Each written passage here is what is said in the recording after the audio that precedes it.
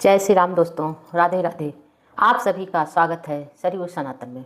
दोस्तों, आज हम बात करेंगे कि महाराज दशरथ का जन्म कैसे हुआ। इसी अयोध्या में दशरथ के पिता आज थे और उनकी माता का नाम इंदुमती था। राजा आज एक बार भगवान शिव की पूजा कर रहे थे। उसी पूजा में वो लीन थे और उसी टाइम रावण राजा आज से युद्ध करने के लिए आया और वो पीछे खड़ा था युद्ध करने के लिए। उस टाइम राजा आज पूजा कर रहे थे। पूजा करके उन्होंने जो है आचमनी का पानी होता है वो पीछे की तरफ फेंका।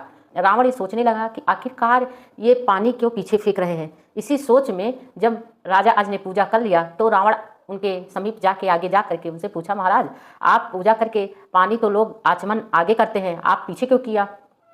तो राजा आज ने कहा कि हे रावण, जंगल में गाय है जो घास चर रही है, लेकिन एक सिंह उसे खाने के लिए दौड़ रहा है। उसी की रक्षा के लिए हमने ये पानी पीछे फेंका है। तो रावण को विश्वास नहीं हुआ, वो चला गया जंगल में गाय को देखने। तो वहाँ जाके वो देख क्या रहा है कि गाय जो है वो घास चर रही है और जो शेर है उसके पेट में 5-6 बाण लगे हुए हैं। तो रावण समझ गया महाराज आज लक्ष्य भेदक बाण में निपुण हैं। आगे जल आचमन करने के बजाय आचमन का पानी पीछे फेंक कर लक्ष्य भेद बाण बनाकर उस गाय की रक्षा कर ली तो हमारा क्या होगा। रावण वहाँ से चला गया। आज पूजा करने के बाद जंगल की ओर चले गए। जंगल की तरफ जा रहे थे, वहाँ और रास्ते में उन्हें एक सरोवर मिला। सरोवर में बहुत सुंदर सुंदर कमल के फूल खिले हुए थे। एक कमल बहुत ही सुंदर और अद्भुत था। राजा आज ने सोचा कि लाओ फूल को हम तोड़ लेते हैं, लेकिन जब वो सरोवर में घुसे तो क्या हुआ, जैसे जैसे उसके समीप जा रहे हैं और वो कमल का फूल और पीछे होता जा रहा है और पीछे होता जा रहा है।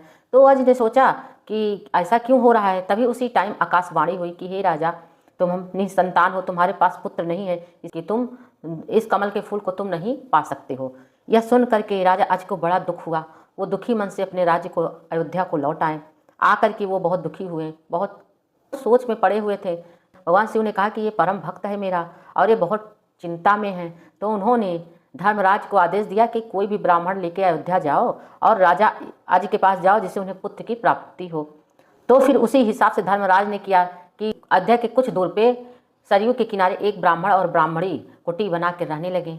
वहीं पे दोनों अपना भिक्षा उच्छा मांग के पूजा पाठ करके अपना जीवन यापन कर रहे थे। एक दिन ब्राह्मण आज के राज्य में आया, आज के महल में आए और उन्होंने कहा कि महाराज हमारी बड़ी दुर्गति है, हमें इससे उबरने का कोई उपाय करिए, मेरी भी रक्षा करें। तो उन्होंने ढेर सारी मोहरा सरफी उनको देने लगे। तो उन्होंने कहा नहीं, ये सब आपकी प्रजा का है, इस पर आपका कोई हक नहीं, इसे मैं नहीं ले सकता। तो फिर उन्होंने अपने गले से सोने का हार निकाला। तो उन्होंने कहा मैं ये भी नहीं लूँगा, ये भी आपकी प्रजा का है, इसको आप नहीं दे सकते। ऐसे ही कह के ब्राह्मण जाने लगे। तो आज को बड़ा दुख हुआ। उन्होंने कहा कि मेरे राजमहल से कोई ब्राह्मण खाली हाथ जा रहा है, मेरे लिए अच्छा नहीं है। तो उन्होंने क्या किया, रात में अपना भेष बदला और अपने ही राज्य में जाके एक लोहार के घर वहाँ पे उनसे काम मांगा और रात में वहाँ पे उन्होंने काम किया। तो उन्हें क्या मिला, 1 टका मजदूरी मिली। वही 1 टका ले करके वो दूसरे दिन ब्राह्मण के यहाँ पहुँचे। तो उस टाइम ब्राह्मण कहीं गए हुए थे, ब्राह्मणी घर में थी। तो उन्होंने दिया, कहा कि ये लीजिए, ये मैं अपनी मेहनत से लेके आया हूँ, इसको ब्राह्मण देवता आएंगे तो उनको दे दीजिएगा। फिर वो लौट आए।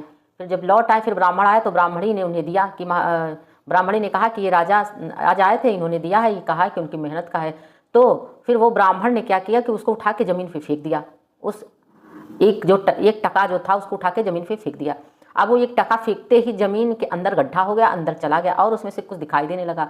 ब्राह्मण को लगा क्या है, तो वो जो है ज़मीन को खोदने लगे। जब ज़मीन को खोदना आरंभ किया तो उसमें से पहले एक रथ निकला, वो रथ आकाश की ओर चला गया। फिर उन्होंने खोदा, फिर दूसरा सोने का रथ निकला, वो भी आकाश की ओर चला गया। फिर खोदा, फिर तीसरी बार भी ऐसा हुआ। ऐसे ही करते करते 9 बार हुआ, 9 रथ निकला और आकाश की ओर चला गया।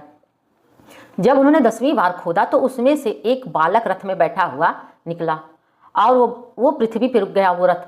तो ब्राह्मण ने देखा कि ये तो आकाश की ओर गया नहीं। तो उस बालक को और उस रथ को ले करके वो ब्राह्मण राजा आज के पास आए और कहा कि महाराज ये आपका पुत्र है, आपने जो 1 टका दिया था उसी को हमने पृथ्वी पर फेंक दिया और इसी से 9 रथ निकला जो आकाश की ओर चला गया, 1 रथ निकला जो पृथ्वी पर रुक गया, इसीलिए ये पुत्र आपका है। उसी के नाते, रथ निकलने के नाते उनका नाम दशरथ पड़ा। और ये भी माना जाता है कि ये राजा दशरथ जी जो थे वो पहले ही जो मनुष्य जो पहली बार जो मानव हुए थे, मनु और शत्रुपा को माता कौशल्या और दशरथ जी मनु थे, जो उन्हें आशीर्वाद मिला था, वरदान मिला था कि श्री राम जी विष्णु अवतार में उनके यहाँ पैदा होंगे, उनके पुत्र के रूप में होंगे।